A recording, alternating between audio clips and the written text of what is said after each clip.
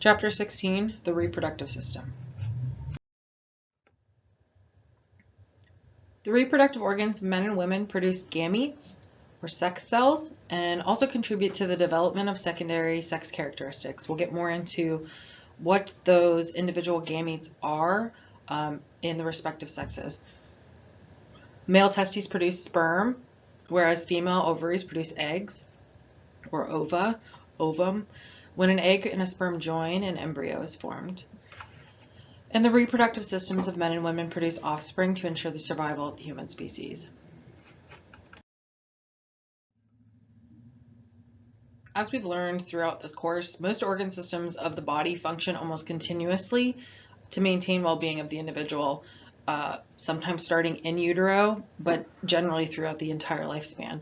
The reproductive system, however, appears to slumber until puberty, when reproductive organs become functional. So they are already there, but they become functional.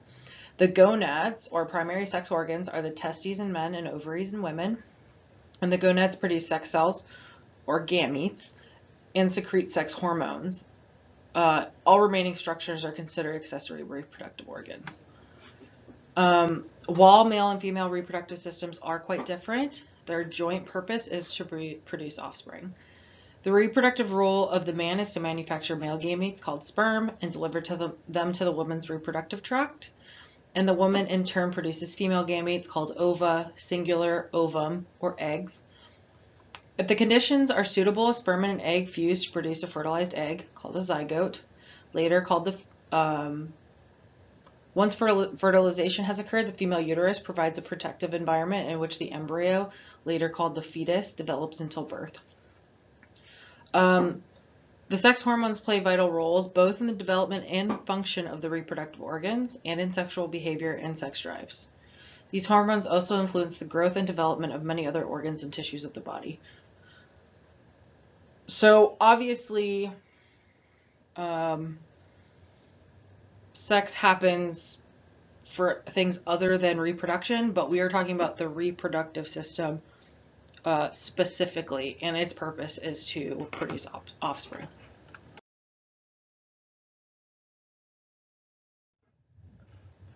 First, we'll talk about the male reproductive system. So here on your left, you're looking at a sagittal section of the testis, so one of the testes, and the associated epididymis. So each golf ball sized testis is approximately 4 centimeters or 1.5 inches long and 2.5 centimeters or 1 inch wide. It is connected to the trunk via the spermatic cord, which is a connective tissue sheath that encloses blood vessels, nerves, and the ductus deferens. A fibrous connective tissue capsule, the tunica albuginea, surrounds each testes. It's not, it is, oh yeah, here it goes. It is at the bottom of this image is what you can see. Extensions of the capsule plunge into the testis and divide it into a large number of wedge-shaped lobules. Each lobule contains 1 to 4 tightly coiled seminiferous tubules, which is where the sperm is formed. These tubules of each lobule empty sperm into another set of tubules called the rete testis, located on one side of the testis. Sperm travel through the rete testis to enter the first part of the duct system, the epididymis, which hugs the posterior surface of the testis. So you can see in this image on the left, the right side of the image is the anterior part of the testis.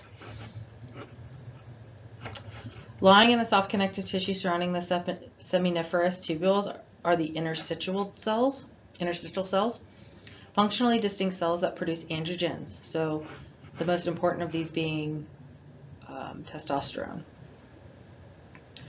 Thus, the sperm-producing and hormone-producing functions of the testes are carried out by a completely different cell population. And then the duct system. So here on the right, you're looking at a frontal view, posterior aspects of the penis. So the epididymis, which you can see on the right side of this right image, It's a cup-shaped, highly convoluted tubule about 6 meters or 20 feet long, which is crazy, that hugs the posterior side of the testis. The epididymis is the first part of the male duct system and provides a temporary storage site for immature sperm. While the sperm make their way along the tortuous course of the epididymis, a trip that takes about 20 days, they complete maturation and develop the ability to swim. When a man is sexually stimulated and ejaculates, the walls of the epididymis contract to expel those sperm into the next part of the duct system, the ductus deferens. The ductus deferens, or vas deferens, runs upwards from the epididymis via the spermatic cord and through the inguinal canal into the pelvic cavity. Arches over the superior aspect of the urinary bladder. The ductus deferens then loops medially over the ureter and descends along the posterior bladder wall, and the end of the ductus deferens expands as the ampulla and empties into the ejaculatory duct, which passes through the prostate to merge with the urethra. So remember, when we talked about the urinary system, in males, the urethra has two functions, to pass urine and to deliver sperm to the outside of the body. The main function of the ductus deferens is to propel live sperm from their storage sites, the epididymis and distal part of the ductus deferens, into the urethra. At the moment of ejaculation, the thick layers of smooth muscle in its wall create peristaltic waves that rapidly squeeze the sperm forward. Part of it lies in the scrotum, and some men voluntarily opt to take full responsibility for birth control by having a vasectomy, which is cutting the vas deferens. It's relatively minor. They used to do this in a primary care clinic, just in an outpatient clinic, but now it's a small surgery, small incision in the scrotum, and then the surgeon will cut through and tie off the ductus deferens, or the vas deferens. Sperm are still produced, but they no longer can leave the body, and eventually they deteriorate and are phagocytized. So those white blood cells come and take care of that. A man is sterile after this procedure, but because testosterone is still produced, he retains his sex drive and his secondary sex characteristics. And then the urethra extends from the base of the urinary bladder to the tip of the penis, the terminal part of the male duct system. 3 regions: the prostatic urethra, which is surrounded by the prostate gland, the membranous urethra, spanning the distance from the prostatic urethra to the penis, and the spongy penile urethra, running within the length of the penis and opening to the body exterior via the external urethral orifice. The male urethra carries both urine and semen to the body exterior. Thus, it serves 2 masters, the urinary and the reproductive systems. However, urine and sperm never leave the body at the same time.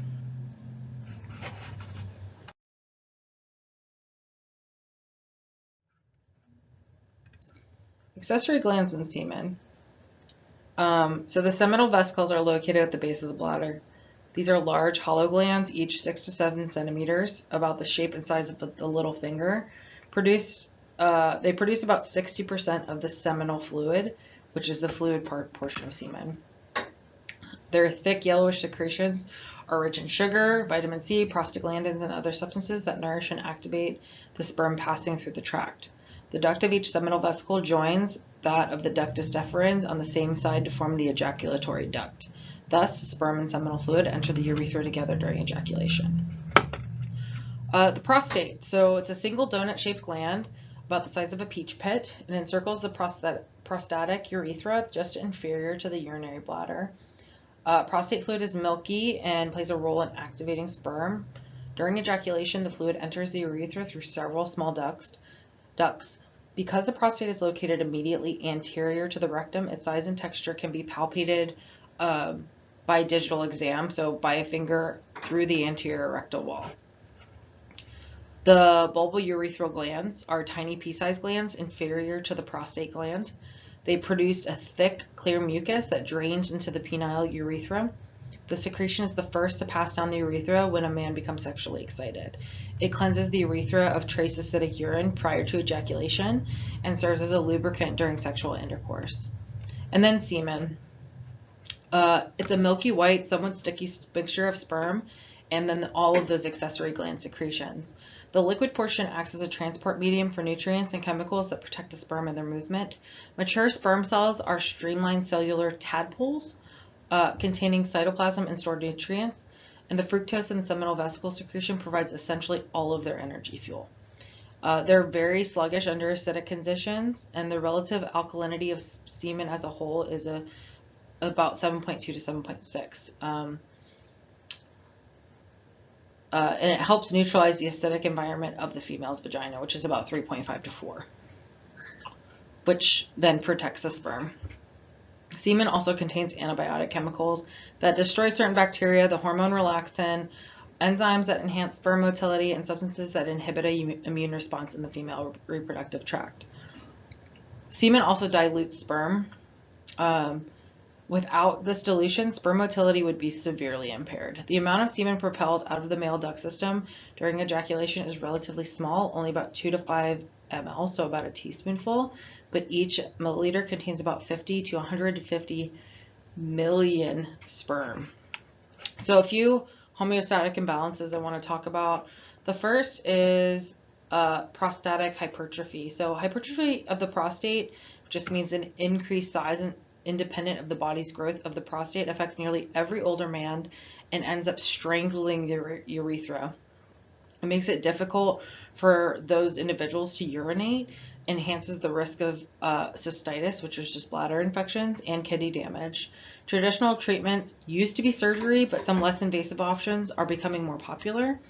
There are drugs or microwaves to shrink the prostate, laser treatments to remove excess prostate tissue, and inserting a scope through the urethra and removing all but the outer part of the prostate. Prostatitis is just inflammation of the prostate, single most common reason for a man to consult a urologist, and prostate cancer is the third most prevalent cancer in men. Most cases of prostate cancer are slow growing, but it can be a swift and deadly killer. So I want to say the latest recommendations is after the age of 50, males should have their labs related to their prostate checked and a digital prostate exam. And then male infertility. So this is the inability to conceive a child. It can be due to a number of things. It can be due to duct obstructions, hormonal imbalances, environmental estrogens, pesticides, excessive alcohol. One of the first tests that you would do when a couple is unable to conceive is a semen analysis. So generally speaking, if the woman is below 35, usually you have to be trying to conceive for 12 months before they'll do any testing on either partner. But you can actually buy semen analysis right over the counter.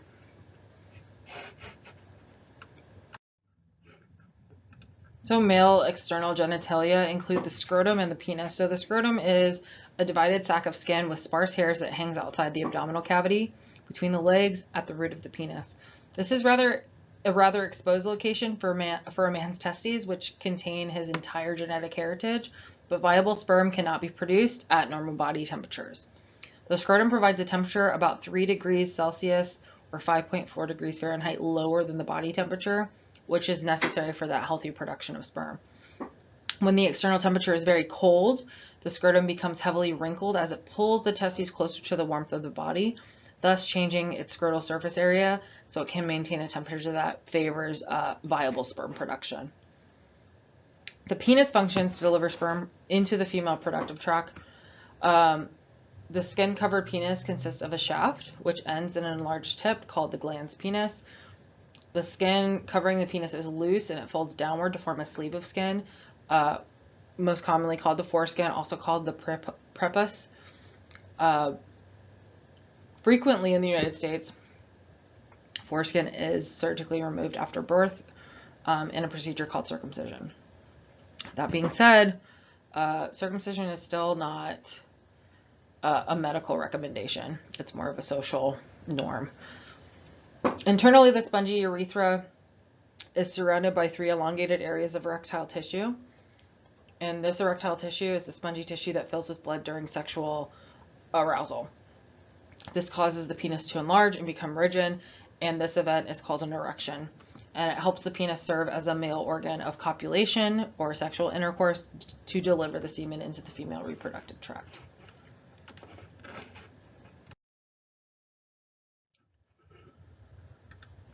So let's talk about spermatogenesis. So the image on the right, you're looking at that process, which we'll talk about here more in depth.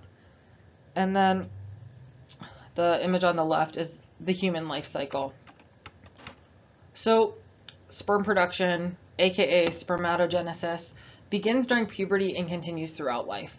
A man makes millions of sperm daily. Only one sperm fertilizes an egg. And so it seems that nature has made it sure that the human species will not be endangered for lack of sperm. Sperm are formed in the seminiferous tubules of the testis, as we talked about earlier, and the process is begun by primitive stem cells called spermatogonia, found in the periphery or outer edge of each tubule. Spermatogonia go through a rapid mitotic divisions to build up the stem cell line. From birth until puberty, all such divisions simply produce more stem cells. During puberty, however, follicle-stimulating hormone is secreted in increasing amounts by the anterior pituitary gland. And then from puberty on, each division of the spermatogonium produces one stem cell called a type A daughter cell and another cell called a type B daughter cell. The type A cell remains at the tubule periphery to maintain the stem cell population, and then the type B cell gets pushed towards the tubule lumen where it becomes this primary spermatocyte. So you can see that at on the right image at 2N, the first 2N, about a little over halfway up the photo, primary spermatocyte. Meiosis is a special type of nuclear division that occurs only in the gonads. It differs from mitosis in two major ways. So meiosis consists of two successive divisions of the nucleus, called meiosis 1 and meiosis 2, instead of only one division, and it results in 4 instead of 2 daughter cells or gametes. In spermatogenesis, the gametes are called spermatids. Spermatids have only half as much genetic material as other body cells. So in humans, this is 23 chromosomes, rather than the usual 46. Then, when the sperm and egg, which also has 23 chromosomes, unite, forming a fertilized egg or zygote, the normal 2N number of 46 is reestablished and is maintained in subsequent body cells by the process of mitosis, which is what we're looking at in the left-hand image. As meiosis occurs, the dividing cells, primary and then secondary spermatocytes, are pushed towards the lumen of the tubule. Thus, we can follow the process of meiosis from the tubule periphery to the lumen. The spermatids produced by meiosis are not functional sperm. They are non-motile. They have too much excess baggage to function well in reproduction.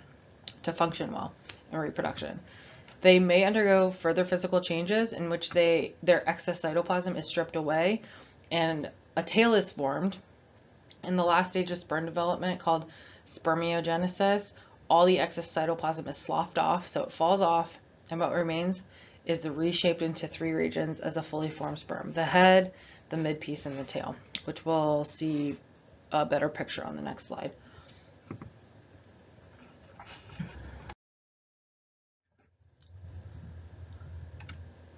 The mature sperm is greatly streamlined cell equipped with a high rate of metabolism and the means of propelling itself. So recall it is a flagella, enabling it to move long distances in a short time to achieve its primary objective, to reach the egg. It is a prime example of the relationship between structure and function, so anatomy and physiology. Remember that sperm continue their maturation as they travel through that 20-foot long epididymis and develop the ability to swim. So although they are physically mature at this stage of development, they are not yet fully functional. Sperm, quote unquote, pack light. The head is the nucleus and contains compacted DNA, so the important genetic material. The anterior of the nucleus is a helmet-like acrosome, which is produced by the Golgi apparatus, is similar to a large lysosome. When a sperm comes into close contact with an egg, or more precisely an oocyte, the acrosomal membrane breaks down and releases enzymes to help the sperm to penetrate the capsule of the follicle cells that surround the egg. Filaments, which form the long tail, arise from centrioles in the midpiece, and mitochondria wrapped tightly around these filaments provide the ATP needed for the rolling one-sided movements of the tail that propel the sperm along the female reproductive tract. This newly discovered and unique motion is accomplished as the head of the sperm rotates while the tail beats to only one side. The entire process, from formation to primary spermatocyte to the release of immature sperm in the tubule lumen, takes 64 to 72 days. But sperm in the lumen are still unable to swim and so are still incapable of fertilizing an egg. They are moved by peristalsis through the tubules of the testes into the epididymis. There they undergo further maturation, which results in increased motility and fertilizing power. So they have to move through, this whole system, and for much of the system, they're not able to swim. So it's peristalsis that's the rhythmic contractions of the smooth muscle that is pushing it through. And then homeostatic imbalance here on the right. So what we're looking at is a multi-tailed sperm. It's considered abnormal. So environmental threats can alter the normal process of sperm formation. For example, some common antibiotics such as penicillin and tetracycline may suppress sperm formation, and radiation, lead, certain pesticides, marijuana, tobacco, and excessive alcohol can cause production of abnormal sperm.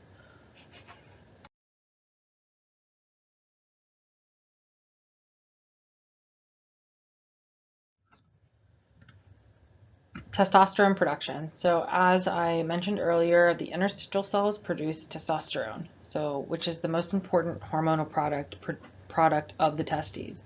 In a male embryo, small amounts of testosterone are produced to influence embryonic development of male structures, and during puberty, as the seminiferous tubules are being prodded by follicle-stimulating hormone to produce sperm, the interstitial cells are being stimulated by luteinizing hormone.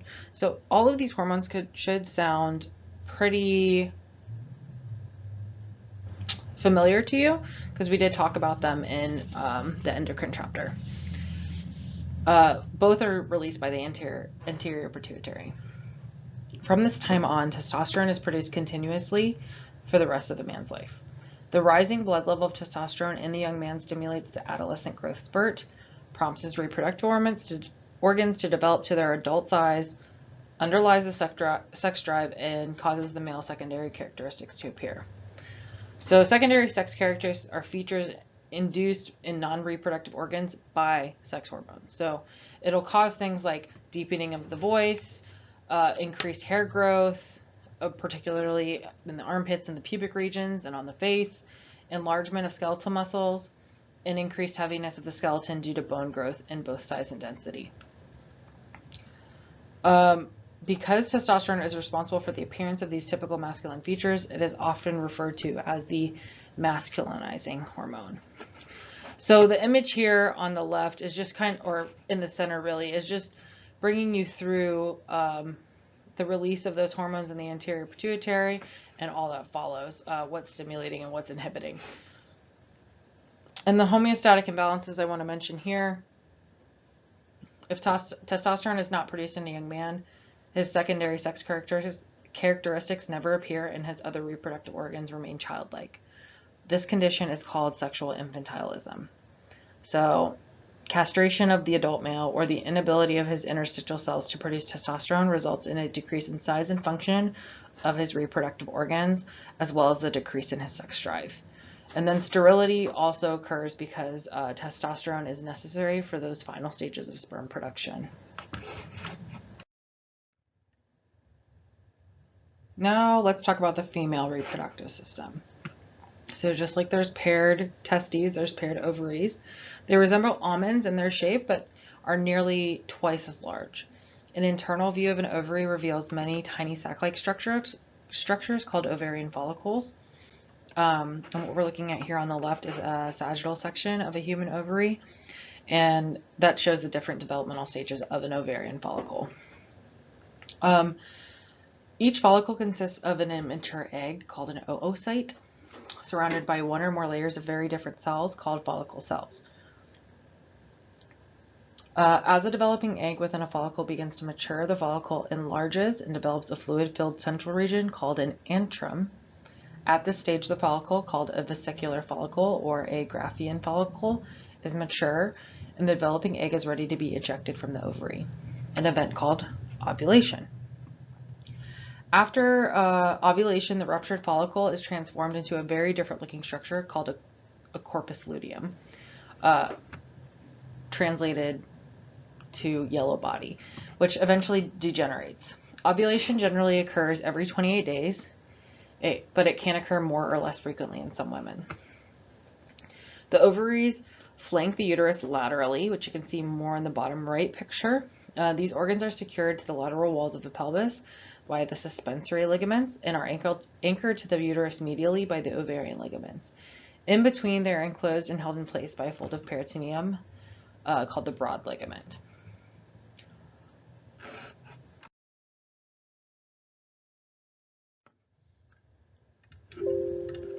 Okay, the female duct system. So we have the fallopian tubes, also called the uterine tubes, that form the initial part of the duct system. They receive the ovulated oocyte and provide a site where fertilization can occur. So fertilization actually occurs generally in the fallopian tubes. Each of the uterine tubes is about 10 centimeters or 4 inches long and extends medially from an ovary to and empty into the superior region of the uterus. Like the ovaries, the uterine tubes are enclosed and supported by the broad ligament. Unlike the male duct system, which is continuous with the tubule system of the testes, there is little or no actual contact between the uterine tubes and the ovaries. The distal end of each uterine tube expands as the funnel-shaped infundulum, which has finger-like projections called fimbriae that partially surround the ovary. As an oocyte is expelled from the ovary during ovulation, these waving fimbriae create fluid currents that carry the oocyte into the uterine tube where it begins its journey towards the uterus. Many potential eggs do get lost in the peritoneal cavity. The oocyte is carried toward the uterus by a combination of peristalsis and rhythmic beating of cilia from the endothelial lining of the uterine tube. Because the journey to the uterus takes 3 to 4 days and the oocyte is viable for at most 24 hours, this is where fertilization occurs. To reach the oocyte, the sperm must swim upward through the vagina and uterus to reach the uterine tubes. Because they must swim against the downward current created by the cilia, it's like swimming against the tide. And then we have the uterus, so otherwise known as the womb. It's located in the pelvis between the urinary bladder and the rectum. It's a hollow organ that functions to receive, retain, and nourish a fertilized egg and eventually to aid in childbirth, which we'll talk about further in the lecture. In a woman who has never been pregnant, it's about the size and shape of a pear, and during pregnancy, the uterus increases tremendously in size. And during the latter part of pregnancy, it can be felt well above the umbilicus, which is above your belly button. The uterus is suspended in the pelvis by the broad ligament and anchored anteriorly and posteriorly by the round ligaments and the uterosacral ligaments. The major portion of the uterus is referred to as the body. Its rounded region superior to the entrance of the uterine tubes is the fundus, and its narrow outlet, which protrudes inferiorly into the vagina, is the cervix. It's composed of 3 layers. The inner layer or mucosa is the endometrium. If fertilization does occur, the fertilized egg, actually the young embryo, by the time it reaches the uterus, burrows into the endometrium in a process called implantation and resides there for the rest of its development. It's at this point, at the start of a pregnancy, that some women will experience what's called implantation bleeding, which sometimes they confuse for their period, especially if they're used to light periods. When a woman is not pregnant, this endometrial lining sloughs off periodically, usually about every 28 days, in response to changes in levels of ovarian hormones in the blood in a process called menstruation or menses, getting your period. And the bulky middle layer of the uterus is called the myometrium, which is composed of interlacing bundles of smooth muscle. It plays an active role during childbirth when it contracts rhythmically to force the baby out of the mother's body. And the outermost serous layer of the uterus wall is the perimetrium, or the visceral peritoneum. And then the vagina, a thin-walled tube, 8 to 10 centimeters, 3 to 4 inches long. It lies beneath the bladder and rectum. It extends from the cervix to the body exterior. Often called the birth canal, the vagina provides a passageway for the delivery of an infant and for menstrual flow to leave the body. Because it receives the penis and semen during sexual intercourse, it is the female organ of copulation. The distal end of the vagina is partially closed by a thin fold of mucosa called the hymen. It's very vascular and tends to bleed when it is ruptured during the first sexual intercourse. However, its durability varies, so in some women, it can be torn during sports activity, tampon insertion, or pelvic exam. Occasionally, it is tough, so tough that it must be ruptured surgically if intercourse is to occur. Some homeostatic imbalances I want to mention here. So the fact that the uterine tubes are not continuous distally with the ovaries places women at a risk for infections spreading from the reproductive tract into the peritoneal cavity. So things like gonorrhea and other sexually transmitted bacteria can sometimes infect the peritoneal cavity, causing severe inflammation called pelvic inflammatory disease. Unless promptly treated, PID can cause scarring and closure of the narrow uterine tubes, which is a major cause of female infertility. And then cervical cancer. It's relatively common among women between the ages of 30 and 50, and risk factors include sexually transmitted diseases such as human papillomavirus or HPV, frequent cervical inflammation, multiple pregnancies, and many sexual partners. So although HPV infection is a major cause of cervical cancer, other factors may also be involved. In the book, it says a yearly pap smear is the single most important diagnostic test. However, the recommendation is not a year. It's every 3 years unless you've had an abnormal pap. Gardasil is a 3-dose vaccine that provides protection from the most common types of HPV-induced cervical cancers, which is a pretty new vaccine, I would say, within the last 10 years. The age that you're able to get it has actually also just recently been extended. So I think you can get it now until the age of 45. This is also a vaccine that can be given to boys. So fun fact, if you've ever had sexual intercourse, you've been exposed to HPV. Oftentimes what it is that your body will heal itself, but there's 100% chance that you've been exposed to HPV at some point. So this vaccine is a very good preventative measure to help avoid those cancer-causing forms of HPV.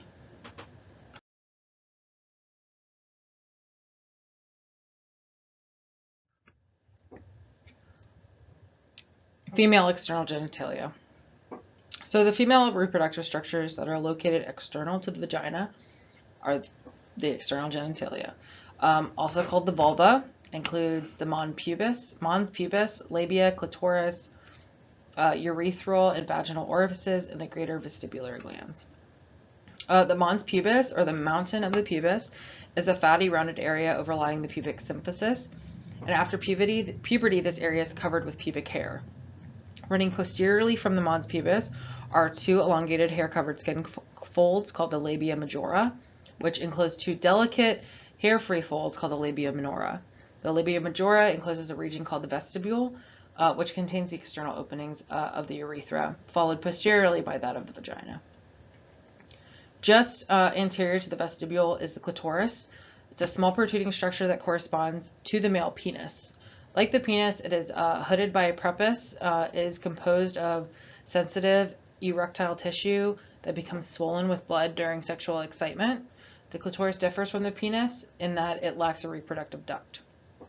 It is thought in further research that the clitoris extends further in and out than what we see on this image here.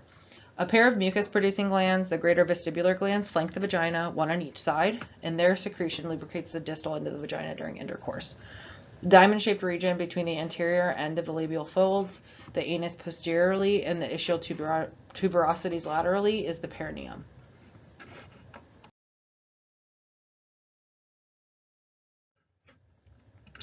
Oogenesis and the ovarian cycle.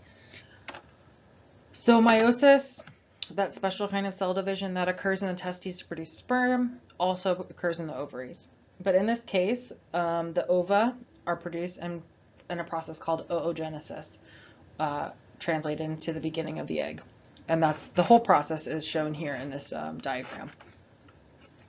In the developing female fetus, oogonia, or the female stem cells, multiply rapidly to increase their number, producing daughter cells called primary oocytes. These primary oocytes then push into the ovary connective tissue, where they become surrounded by a single layer of cells to ultimately form the primordial follicles, which grow into be the primary follicles.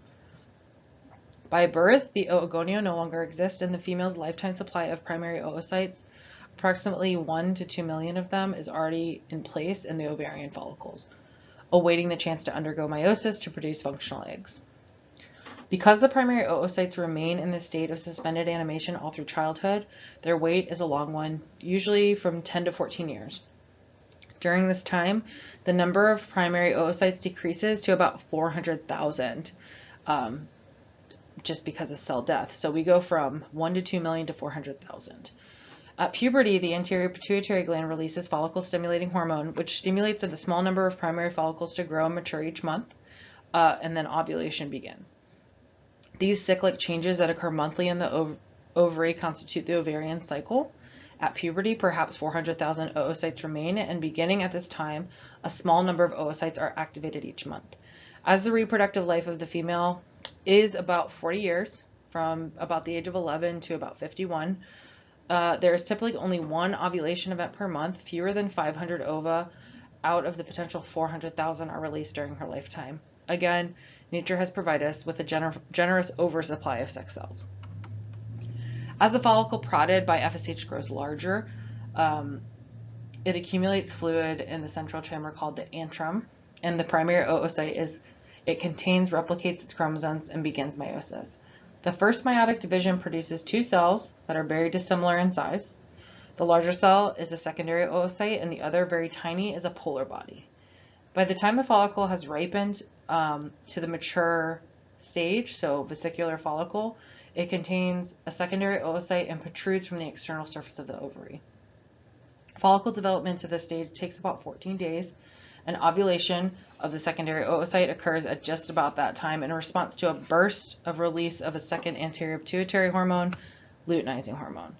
The ovulated secondary oocyte is still surrounded by its follicle cell capsule, now called the corona radiata,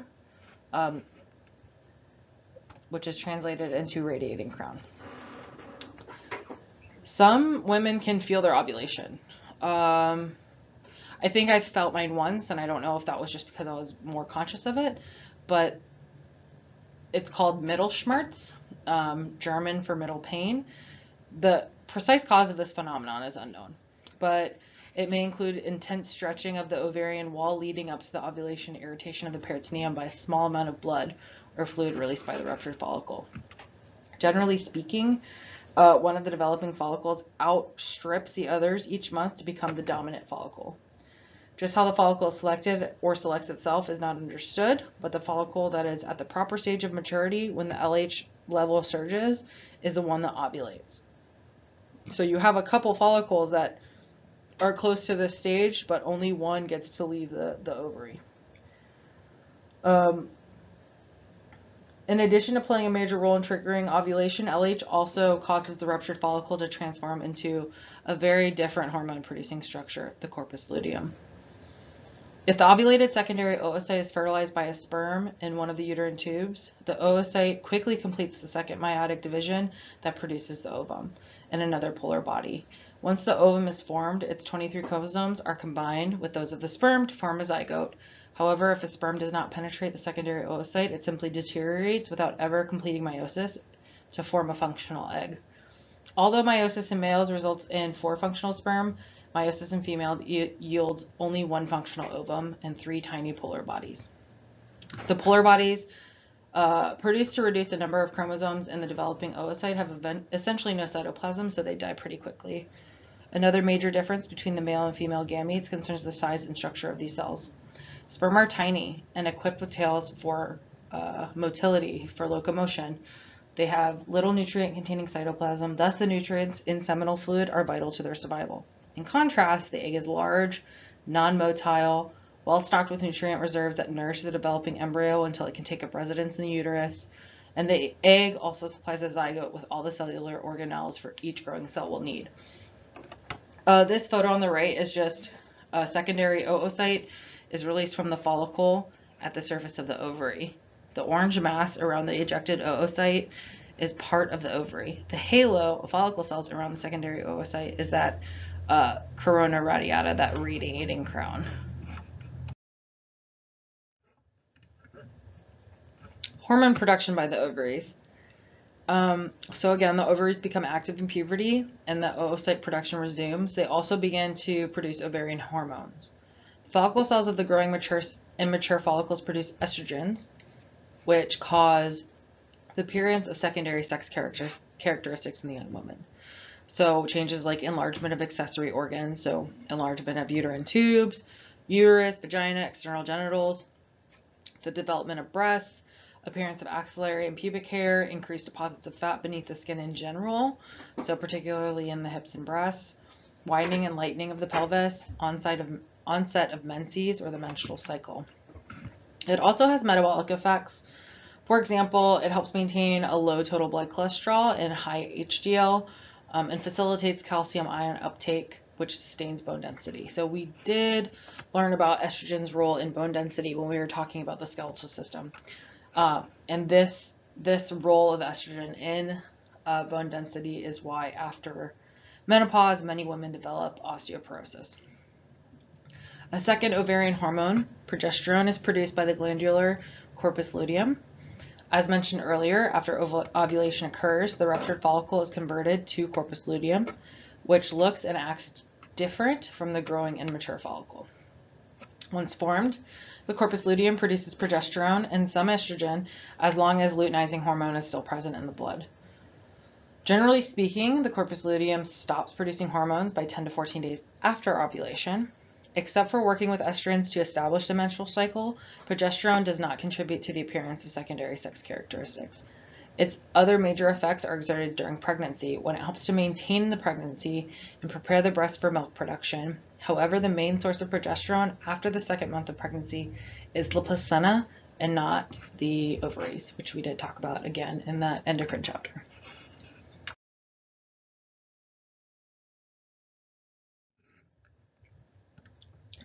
Now let's talk about the menstrual cycle. So although the young embryo implants and develops in the uterus, this organ is receptive to implantation only for a very short period each month. Not surprisingly, this brief interval coincides exactly with the time when a fertilized egg would begin to implant, approximately 7 days after ovulation, which is why, like I said, if implantation bleeding is happening, a lot of women mistake it as their period. The uterine cycle or menstrual cycle is a series of cyclic changes that the endometrium, so that inner mucosa of the uterus, goes through each month as it responds to changing blood levels of ovarian hormones.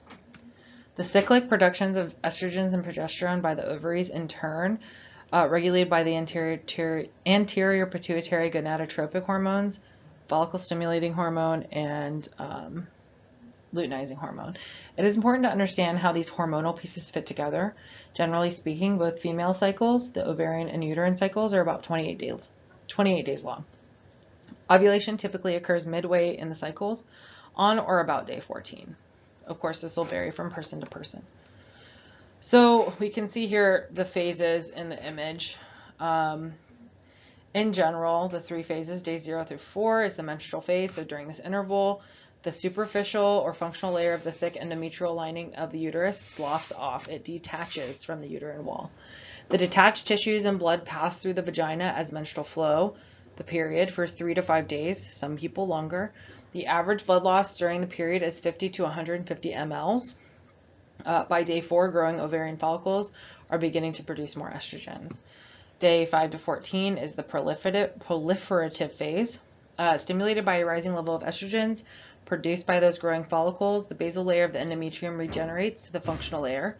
Glands form in it, and the endometrial blood supply increases. The endometrium once again becomes velvety, thick, and well vascularized. Ovulation occurs in the ovary at the end of this stage in response to a sudden surge of LH in the blood. And then days 15 to 28, the secretory phase. A rising level of progesterone production by the corpus luteum acts on the estrogen-primed endometrium and increases its blood supply even more. The progesterone also causes the endometrial glands to grow and begin secreting nutrients into the uterine cavity, and these nutrients will sustain a developing embryo, if one is present, until it has implanted. If fertilization does occur, the embryo produces a hormone very similar to LH that causes the corpus luteum to continue producing its hormone until the placenta can take over. In this image, you can see the hormonal interactions of the female cycles. You can see the fluctuations of the LH and the FSH, the ovarian cycle itself, which we talked about in a previous slide, the fluctuation of those ovarian hormones, and as it correlates to the menstrual cycle. So you see when the endometrium starts to slough off is when estrogen is at its lowest.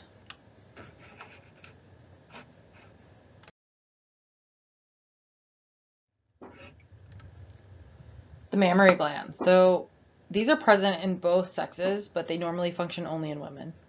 Because the biological role of the mammary glands is to produce milk to nourish a newborn baby, they are actually important when it comes to reproduction. Stimulation of females by female sex hormones, especially estrogens, cause the female mammary glands to increase in size at puberty. The mammary glands are modified sweat glands that are part of the skin. Each mammary gland is contained within a rounded, skin-covered breast, anterior to the pectoral muscles. Slightly inferior to the center of each breast is a pigmented area, the areola, which surrounds the central protruding nipple.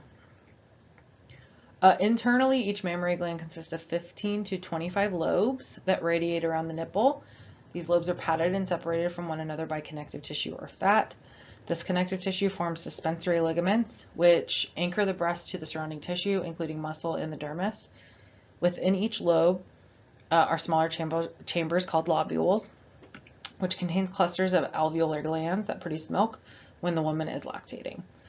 Milk produced by the alveolar glands exit each lobule by passing into lactiferous ducts, which open to the outside of the nipple. Just deep to the areola, each duct has a dilated region called a lactiferous sinus where the milk accumulates during nursing. And the biggest homeostatic imbalance related to the mammary glands is breast cancer. It's the second most common cause of death in American women, and 1 in 8 women will develop this condition. Fewer than 1% of breast cancers occur in men.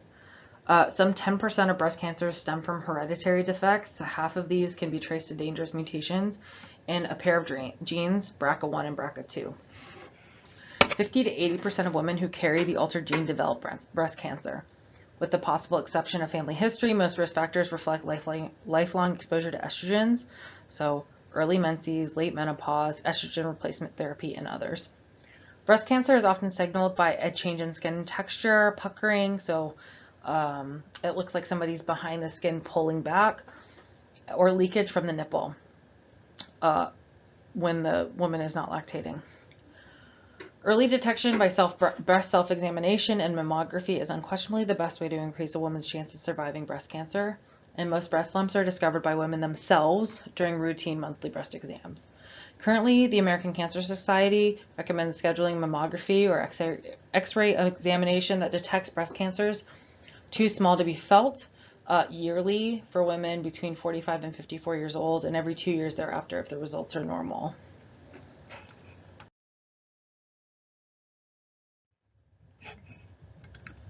Let's talk about pregnancy and embryonic development. Let's first begin by defining some terms. The term pregnancy refers to events that occur from the time of fertilization until birth. The pregnant woman's developing offspring is called the conceptus, that which is conceived. Development occurs during the gestation period, gestare or gestare, to carry, which extends by the convention from the last menstrual period, a date the woman is likely to remember, until birth, so approximately 280 days. From fertilization through week 8, the embryonic period, the conceptus is called an embryo. And from week 9 through birth, the fetal period, the conceptus is called a fetus. You can see how drastically it changes in size from week to week. And then at birth, the fetus becomes an infant.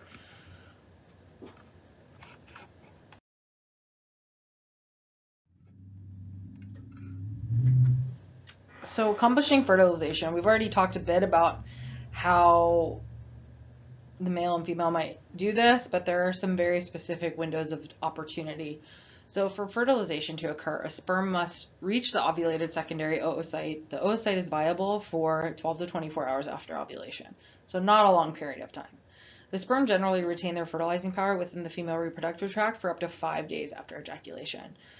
Consequently, for fertilization to occur, sexual intercourse must occur no more than 2 days before ovulation and no later than 24 hours after. At this point, the oocyte is approximately 1/3 of the way down the uterine tube. And remember, the sperm are motile cells that can propel themselves by rolling one-sided movements of their tail. If sperm are deposited in female's vagina at the approximate time of ovulation, they are attracted to the oocyte by chemicals that act as homing devices, allowing them to locate the oocyte. It takes 1 to 2 hours for sperm to complete the journey up the female duct system into the uterine tubules, even though they are only 5 inches away. However, millions of sperm leak out of the vagina, and any of those remaining millions more are destroyed by the vagina's acidic environment. Only a few hundred to a few thousand sperm make it to the egg's vicinity. When swarming sperm reach the oocyte, their cell surface hyaluronidase enzymes break down the cement that holds the follicle cells of the corona radiata together around the oocyte. Once a path has been cleared through the corona, thousands of sperm undergo an acrosomal reaction in which the acrosome membrane breaks down, releasing enzymes that digest holes in the surrounding oocyte membrane. Then, when the membrane is adequately weakened and a single sperm makes contact with one of the oocyte's membrane receptors for sperm, the head or nucleus of the sperm fuses with that oocyte membrane, and the snake-like sperm contents enters the oocyte cytoplasm. This is one case that does not bear out the adage, the early bird catches the worm. Because sperm that are in the best position to be the fertilizing sperm are the ones that come along after hundreds of sperm have undergone acrosomal reactions to expose the oocyte membrane. Once a single sperm has penetrated the oocyte nucleus completes the second meiotic division, forming the ovum in the polar body. In humans, of the millions of sperm ejaculated, only one can penetrate the oocyte. The ovum sheds its remaining membrane surface receptors for sperm, so it gets rid of any other opportunity for any other sperm to get in, preventing more sperm from gaining entry, and fertilization occurs at the moment the genetic material of the sperm combines with that of an ovum to form a fertilized egg or zygote, with that complete set of 46 chromosomes.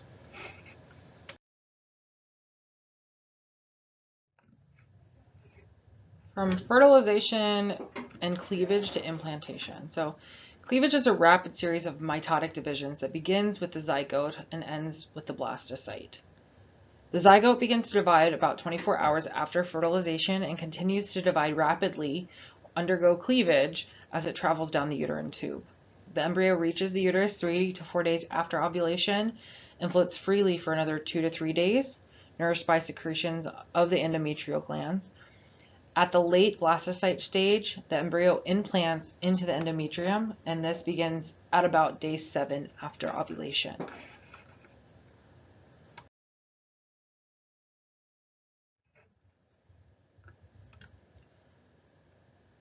While it's still unattached, the embryo continues to develop until it's about 100 cells, and then it hollows out to form a ball-like structure called a blastocyte, which we talked a little bit about on the previous slide. At the same time, it secretes an LH-like hormone called human chorionic gonadotropin, which prods the corpus luteum of the ovary to continue to produce its hormones.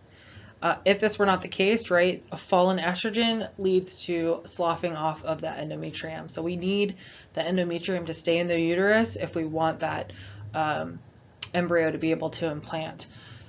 That's what home pregnancies detect as HCG. Here you're looking at an embryo of approximately 18 days. So at this stage of development, embryonic membranes are present. So after it's securely implanted, which you can see here on the left, the trophoblast part of the blastocyte develops elaborate projections called chorionic villi, which combine with the tissue of the mother's uterus to form the placenta. So this magical organ we make during pregnancy. Once the placenta has formed, the plate-like embryonic body, now surrounded by a fluid-filled sac called the amnion, is attached to the placenta by a blood vessel containing stalk of tissue called the umbilical cord.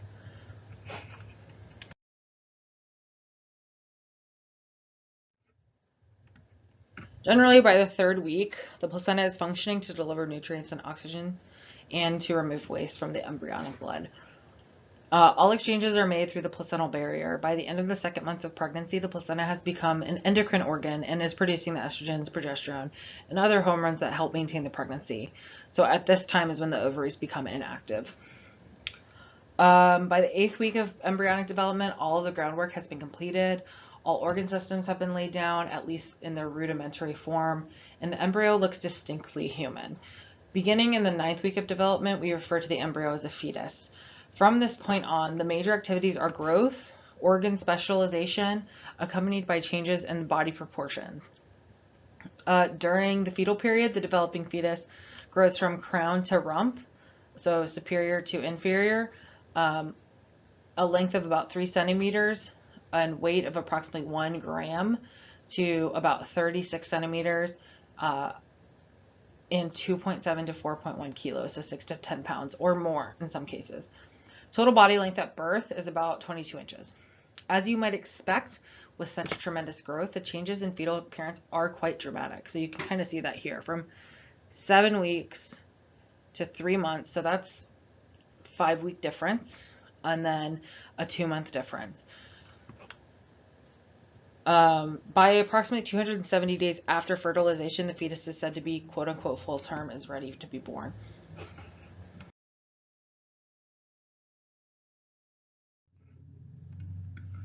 So more on the development. So in that embryonic period, that first 8 weeks, you can see the head is nearly as large as the body.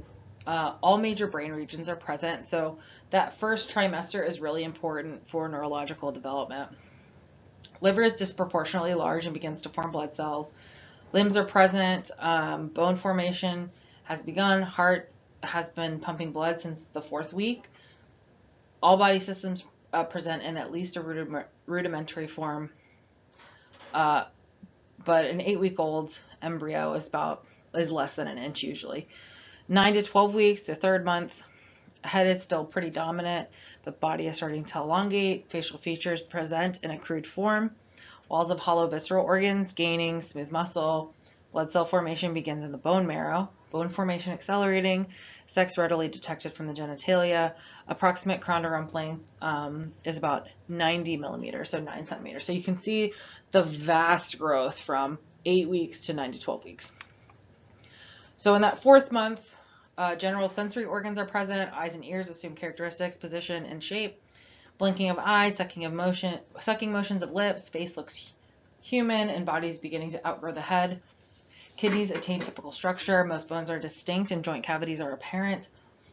At this point, the fetus is about 140 millimeters long. Again, a lot of growth. 17 to 20 weeks, the vernix caseosa, or fatty secretions of the Sebaceous gland, cover the body, and silk-like hair, lanugo, covers the skin. Fetal position, so body is flexed anteriorly and assumed because of the space restrictions, right? The baby's growing, but it only has so much room to hang out in the mom's body. Limbs achieve near final proportions. Quickening occurs. So for some people, they'll feel this earlier, but this is when you can feel the kicking of the baby, that spontaneous movement of the baby. Approximate crown to rump length is 190 millimeters. The 6th and 7th months, substantial increase in weight. May survive if born prematurely at 27 to 28 weeks, but the hypothalamus is still too immature to regulate body temperature, and surfactant production in the lungs is still inadequate. Myelination of spinal cord begins. Eyes are open. Skin is wrinkled and red. Fingernails and toenails are present. Body is lean and well proportioned, approximately 280 millimeters long. And then 30 to 40 weeks, which is term. Bone marrow becomes sole site of blood cell production. Testes enter scrotum in 7th month for males. Fat lay down in the subcutaneous tissue of skin. End of interval about 360 millimeters long, with a weight of about 7 pounds.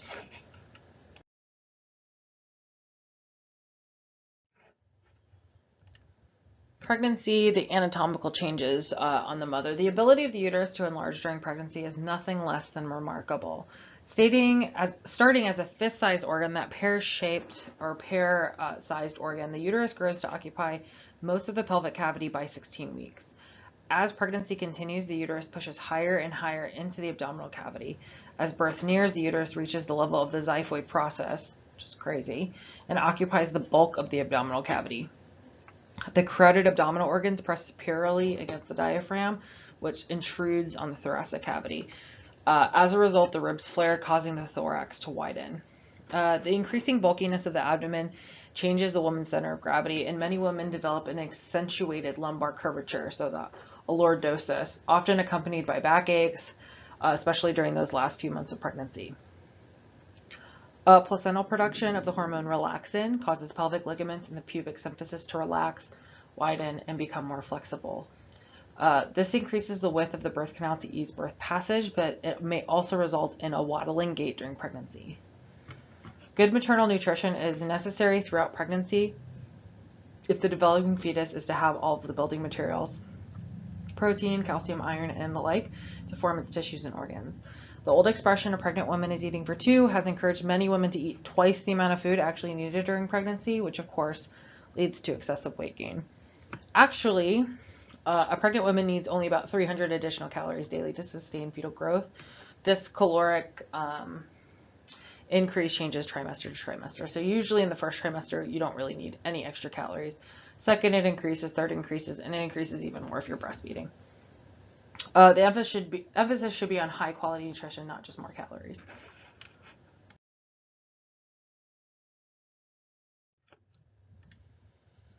Physiological changes. So gastrointestinal system. So many women suffer nausea, commonly called morning sickness, during the first few months of pregnancy until their system adjusts to the elevated levels of progesterone and estrogens. Heartburn is common because the esophagus is displaced and the stomach is crowded by the growing uterus, which favors reflux of the stomach acid into the esophagus. Another problem is constipation due to the decline in motility of the digestive tract during pregnancy. The urinary system. The kidneys have the additional burden of disposing of fetal metabolic waste, and they produce more urine during pregnancy. Because the uterus compresses the bladder, urination becomes more frequent, more urgent, and sometimes uncontrollable. That last condition, that uncontrollable urination, is called stress incontinence. The respiratory system. The nasal mucosa responds to the estrogens by becoming swollen and congested. Thus, nasal stuffiness and occasional nosebleeds may occur. Vital capacity and respiratory rate increase during pregnancy, but residual volume declines. And many women exhibit dyspnea or difficulty breathing during the later stages of pregnancy. And then the cardiovascular system. Perhaps the most dramatic physiological changes occur in the cardiovascular system. The total body water rises and the blood volume increases by 25 to 40% to accommodate the additional needs of the fetus. The rise in blood volume also acts as a safeguard against blood loss during birth. Blood pressure and pulse typically rise and increase cardiac output by 20 to 40%, and this helps to propel the greater blood volume around the body. Because the uterus presses on the pelvic blood vessels, venous return from the lower limbs may be impaired somewhat, resulting in varicose veins or swollen ankles and feet. And just a couple of homeostatic imbalances. So many potentially harmful substances can cross through the placental barrier into the fetal blood. Therefore, a pregnant woman should be very aware of what she is taking into her body. Some substances may cause life-threatening birth defects or fetal death. They include alcohol, nicotine, and many types of drugs, so including anticoagulants, some antihypertensives, sedatives, and some antibiotics. Maternal infections, particularly German measles, rubella, may cause severe fetal damage. Natural termination of a pregnancy before the fetus can survive on its own is called a miscarriage, and a medical termination of pregnancy is called an abortion. So this is not exactly true. Another medical term for a miscarriage is a spontaneous abortion. Childbirth, also called parturition, is the culmination of pregnancy. So let's talk about the initiation of labor. So several events work together to trigger labor. We talked about this probably in one of the first, I think the first lecture. This is where one of the only positive feedback mechanisms in the body is seen. During the last few weeks of pregnancy, estrogens reach their highest levels in the mother's blood. This has two important consequences. It causes the myometrium, that muscle layer, that middle layer of the uterus, to form abundant oxytocin receptors so that it becomes more sensitive to the hormone oxytocin, and it interferes with the progesterone's quieting influence of the uterine muscle. As a result, weak, irregular uterine contractions begin to occur. These contractions are called Braxton Hicks contractions, which has caused many women to rush to the hospital only to be told that they're in false labor. As birth nears, two more chemical signals cooperate to convert these false labor pains into the real thing. Certain cells of the fetus begin to produce oxytocin, which in turn stimulates the placenta to release prostaglandins. Both hormones stimulate more frequent and powerful contractions of the uterus. At this point, the increasing emotional and physical stress activate the mother's hypothalamus, which signals the oxytocin release by the posterior pituitary. The combined effects of the rising levels of oxytocin and prostaglandins initiate the rhythmic, expulsive contractions of true labor. Once the hypothalamus is involved, a positive feedback mechanism is propelled into action. Stronger contractions cause a release of more oxytocin, which causes more vigorous contractions, forcing the baby even deeper into the mother's pelvis. Both oxytocin and prostaglandins are needed to initiate labor. Anything that interferes with the production of either of these hormones will hinder the onset of labor. For example, antiprostaglandin drugs such as aspirin and ibuprofen can inhibit labor at early stages, and such drugs are used occasionally to prevent premature births.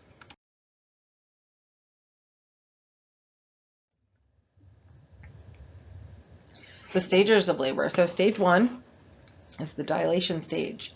The dilation stage is the time from the appearance of true contractions until the cervix is fully dilated by the baby's head, about 10 centimeters in diameter. As labor starts, regular but weak uterine contractions begin in the upper part of the uterus and move inferiorly towards the vagina.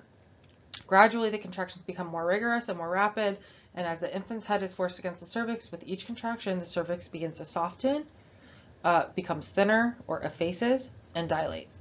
Eventually, the amnion ruptures, releasing the amniotic fluid, an event commonly referred to as the woman's water breaking. Dilation stage is the longest part of labor and usually lasts 6 to 12 hours or more. Stage 2 is the expulsion stage, the period from full dilation to delivery of the infant. In this stage, the infant passes through the cervix and vagina to the outside of the body. During this stage, a mother experiencing natural childbirth, that is, undergoing labor without local anesthesia, has an increasing urge to push or bear down with the abdominal muscles. Although this phase can take as long as 2 hours, it is typically 50 minutes in at first birth and around 20 minutes in subsequent births. When the infant is usually head first, vertex position, the skull, its largest diameter, acts as a wedge to dilate the cervix. The head first presentation also allows the baby to be suctioned free of mucus and to breathe even before it has completely exited the birth canal. Once the head has been delivered, the rest of the baby's body is delivered much more easily. After birth, the umbilical cord is clamped and cut in breech, which means the baby's trying to come out butt first, and other non-vertex positions. These advantages are lost and delivery is often more difficult, sometimes requiring the use of forceps or a vacuum extractor. And stage 3 is the placental stage, or delivery of the placenta. It's usually accomplished within 15 minutes after birth of the infant. The strong uterine contractions that continue after birth compress uterine blood vessels to limit bleeding and cause the placenta to detach from the uterine wall. Placenta and its attached fetal membranes, collectively called the afterbirth, are then easily removed by a slight tug of the umbilical cord. All placental fragments must be removed to prevent continued uterine bleeding after birth. And some of the homeostatic imbalances here. During extremely long or difficult stage 2, so expulsion stage, a condition called dystocia may occur. In dystocia, oxygen delivery to the infant is inadequate, leading to fetal brain damage, which can result in things like cerebral palsy or epilepsy and decreased viability of the infant. To prevent these outcomes, oftentimes a cesarean section or a C-section is done. A C-section is delivery of an infant through a surgical incision made through the abdominal wall and uterine walls.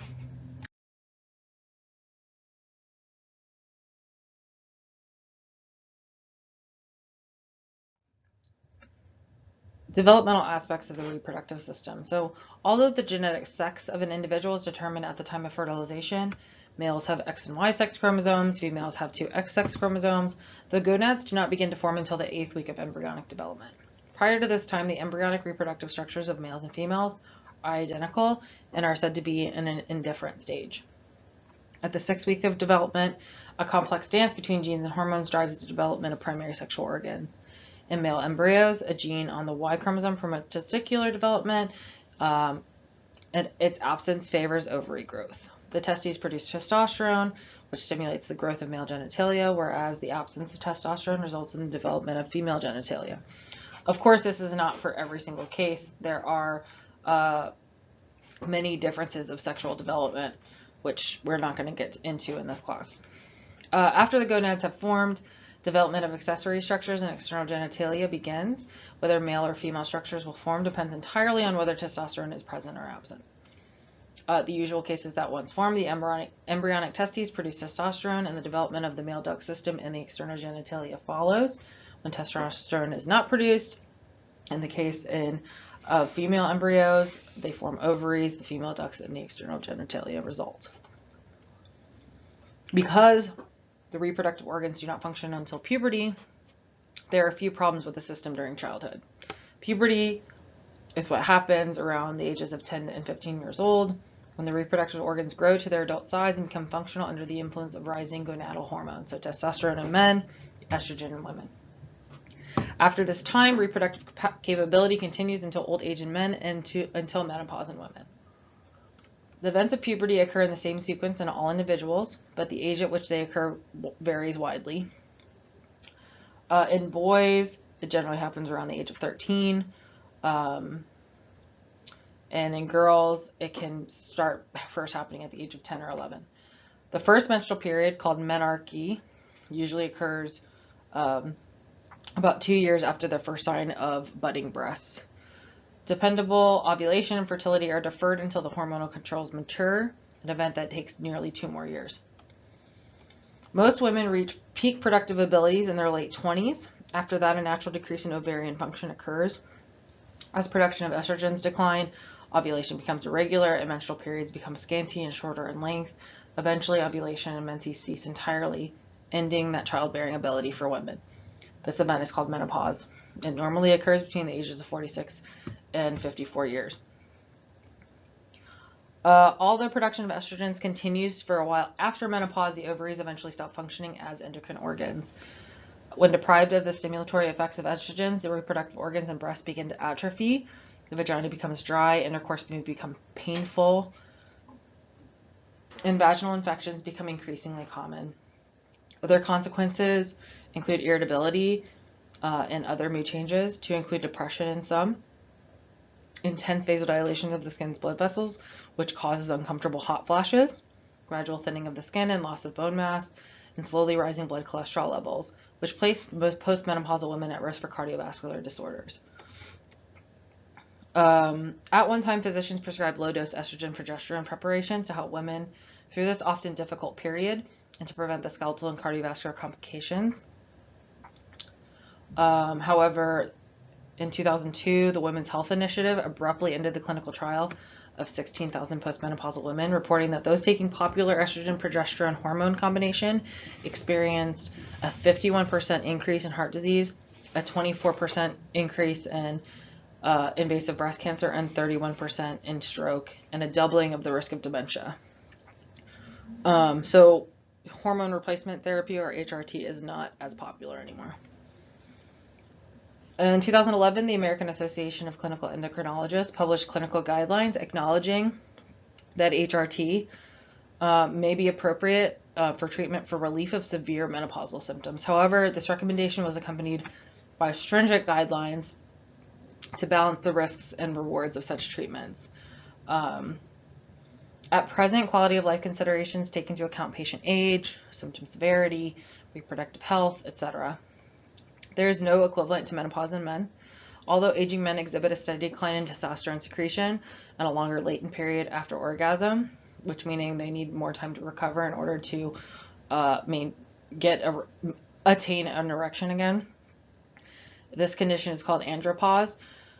Their reproductive capability continues until death. Some homeostatic imbalances So any interference with the normal pattern of sex hormone production in the embryo results in abnormalities. Individuals that have external genitalia that do not quote unquote match their gonads are called pseudo-hermaphrodites, and true hermaphrodites are rare individuals who possess both ovarian and testicular tissues. The most common inflammatory conditions in men are urethritis, prostatitis, and epididymitis. It is just inflammation or infection of the urethra, the prostate, the epididymis. Orchitis is the inflammation of the testes, rather common but serious because it can cause sterility. Phimosis is essentially the narrowing of the foreskin of the penis. Can cause misplaced urethral openings. And cryptorchidism. This is a developmental defect in which one or both testes fail to descend into the scrotum. So this is something that hopefully you would find out around the time of puberty for boys.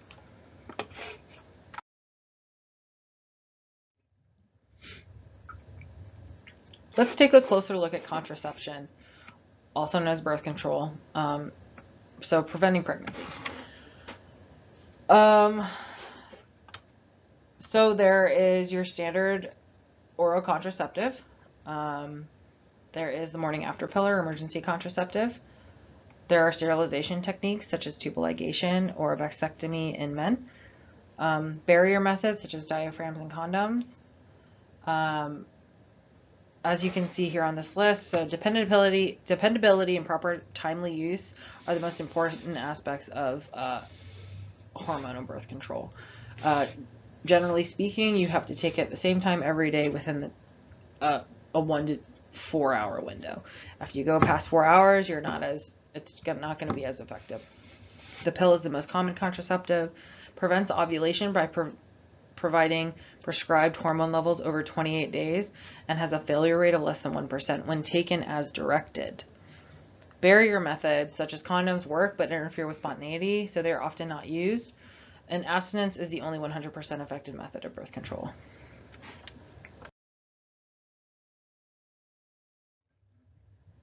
Any questions, comments, or concerns? Please feel free to let me know.